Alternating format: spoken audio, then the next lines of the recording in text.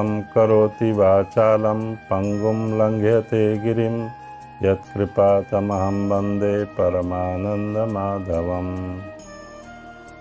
संसार में जन्म लेने वाला प्राणी किसी न किसी रूप में नारी के अस्तित्व से वंचित नहीं रह पाता है।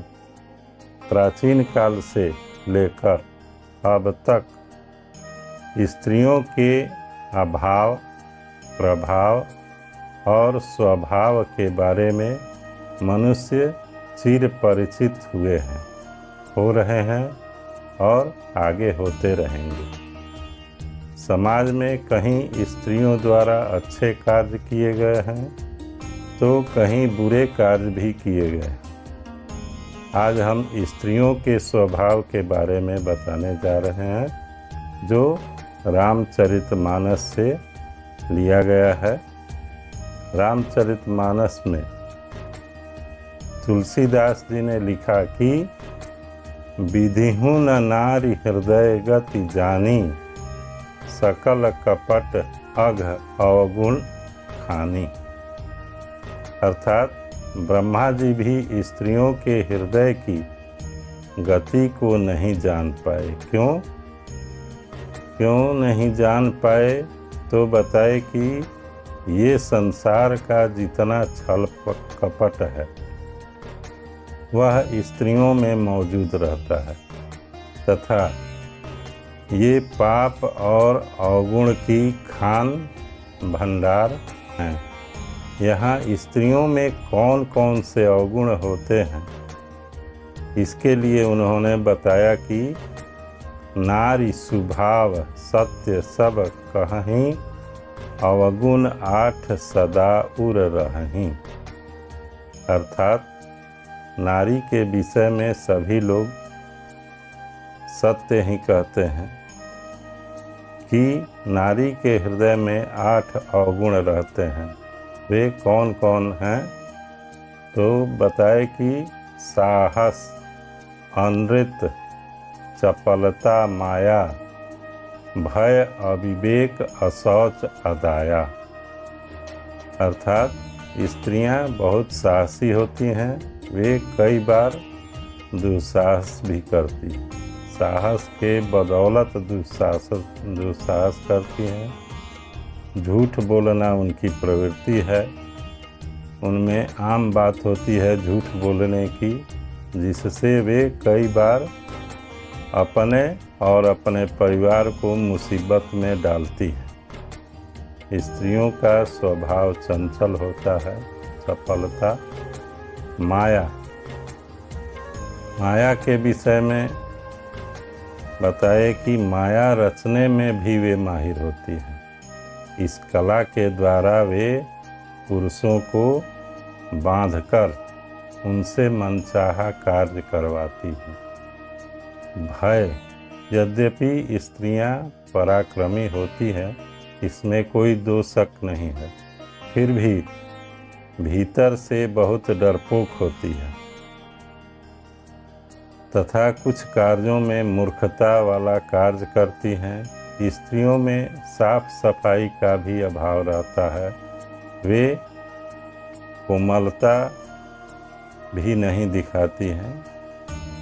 अदाया, पुनः कहते हैं कि सत्य कहहीं कवि नारी स्वभाव, सब विधि अवगुण अगाध दुराऊ। निज प्रतिबिंब बरकु गहि जाई, जान न जाई नारी गति भाई। तुलसीदास जी कहे कि कवि सत्य ही कहते हैं कि स्त्री का जो स्वभाव है वह सभी प्रकार से पकड़ में न आने वाला, अथाह और भेद से युक्त है। उनके अनुसार मनुष्य की परछाई भले ही पकड़ में आ जाए, पर स्त्रियों की गति जो चाल है वह समझ में नहीं आ पाता है। अर्थात बुद्धिमान मनुष्यों को इन सब से अलग रहना चाहिए। इस पर विचार करते हुए अपने भविष्य की चिंता करनी चाहिए। जिनमें ऐसे ऐसे अवगुण विद्यमान हैं, उन्हीं के संसर्ग में रहकर अपने भविष्य को सुरक्षित रखना है। इस संबंध में रामचरितमानस का एक दोहा है, काह न पावक जारी सक, का न समुद्र समाई, का न करे अबला प्रबल, के ही जग काल न खाई। अर्थात अग्नि सभी को जलाने में समर्थ है। का न समुद्र समाई, समुद्र में क्या नहीं समा जाता है। अर्थात जो कुछ भी डालिए वह सब समुद्र अपने अंदर रख लेता है। का न करे अबला प्रबल, अबला जो है, स्त्री को अबला भी कहा जाता है, वे क्या नहीं कर सकती हैं।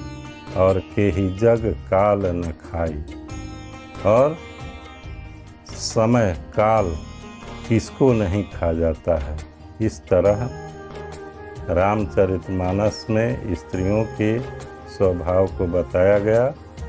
वहीं पर उनके अच्छे स्वभाव की भी चर्चा की गई कि अच्छे स्वभाव वाली स्त्रियां अपने परिवार और समाज के लिए कल्याणकारी होती हैं। कैसे? तो मात पिता भ्राता हितकारी, मित्रप्रद सब सुनु राजकुमारी।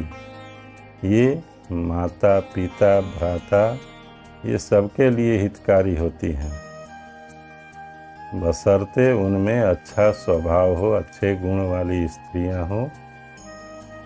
अब गीता में भी भगवान ने कहा कि कीर्ति श्रीर्वाक्च नारीणाम स्मृति मेधा धृति क्षमा। स्त्रियों में जो कीर्ति, श्री वाणी, स्मृति, बुद्धि, धृति और क्षमा, ये उत्तम स्त्रियां हैं। अर्थात उत्तम स्त्रियों में इनके गुण प्राप्त होते हैं, जिनको पुरुष प्राप्त कर अपने को कृतार्थ मानते हैं। एक छोटी सी बात यहाँ बताना आवश्यक है कि इन लोगों की परीक्षा कैसे की जाती है। तो इसके विषय में तुलसीदास जी ने कहा कि धीरज धर्म मित्र अरु नारी, आपद काल परखियहि चारी। आपत्ति के समय में मित्र और नारी की परीक्षा करनी चाहिए। जय श्री कृष्ण।